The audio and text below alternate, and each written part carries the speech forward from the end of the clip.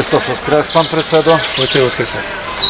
Знаходимося в прекрасному місті, файний парк, чудова природа, тут в центрі Гуменного. І не віриться, що це Вариш, що ми знаходимося в Вариші. Хвилинська проходить у цьому домі культури, другий фестиваль русинської культури. Пан Мілан, пару слов про, це вже другий фестиваль, пару слов про цей фестиваль. Ja som predsedom Mestskej organizácie Rusínského rodu v mesiaci marci minulého roku. Ja zaproponoval, že ja zakladateľ Svidnického rusínskeho festivalu, toho roku bude tretí ročník. Keďže ja rodák od Svidnika, tak to bola moja srdečná záležitosť, že bol konečný u Svidniku rusínsky festival. Pretože Rusíni Ukrajinci nám robia festivaly, ja s tom nebol súhlasný. Ja bol generálny sponzor prvého i druhého rusínskeho festivalu v Svidniku. A keďže žijú ja umením, a umením veľa Rusínov od Labirce, zo Sneckoj doliny, ktoré robili tu v veľkých fabrikách, v Chemlóni, Chemkostaví, tak ja chotil pro tých Rusínov dašo zrobiť. Bo nikto tu pro tých Rusínov také značné nerobil, okrem otca duchovného, že robil druhý svätý večer, také pohostinňa pre pravoslavných Rusínov a to bolo všetko. Добре, дякую за файні слова і за те, що ви десь приблизно розказали нам про той фестиваль, який тепер проходить. Пан Прецедо, ви були 2 мая на засіданні Світової Ради, ви були позвані на засідання Світової Ради. З якими думками ви прийшли домів після того засідання? No, na tým sejmi ja tam bol ako host. No, ja duže našo Jura Papuga mene tam prizval. Він už думав про конгрес, який буде в Деві, щоб я се познайомив з тими членами výboru, які будуть на конгресі, а де се буде voliti новий председа. No, ja bardzo sklamaný z toho, keď zistil, kto tam sú toto ľudia, koho oni zastupujú.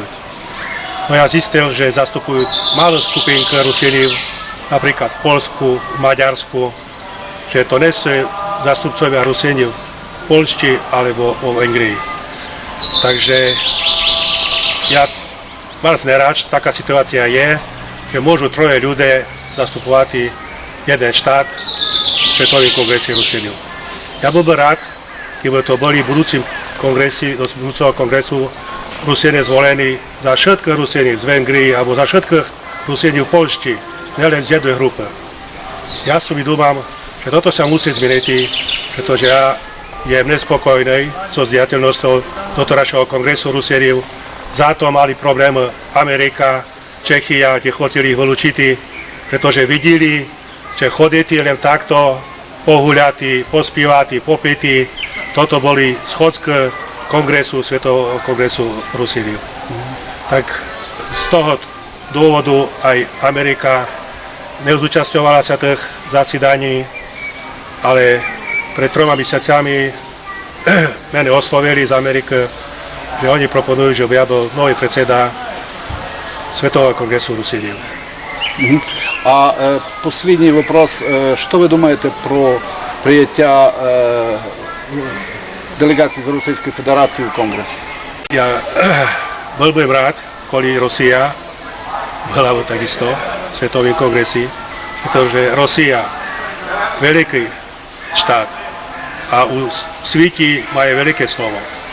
Takisto jak Amerika je rád, že ostali naďalej v Svetovom kongresi Rusínov, pretože z Ameriky všetko zešlo. Naša inteligencia odišla do Ameriky, ale z tamady sme sa dostali k tomu, že vo vytvorení nového štátu Československa Rusíne boli prijednaní ku Československu. Je to zasluha Žatkoviča, ktorý 26. oktobra 1918 roku podpísal Fiodelskú dohodu s Masarykom, že všetky Rusíne budú prijednané ku Československu.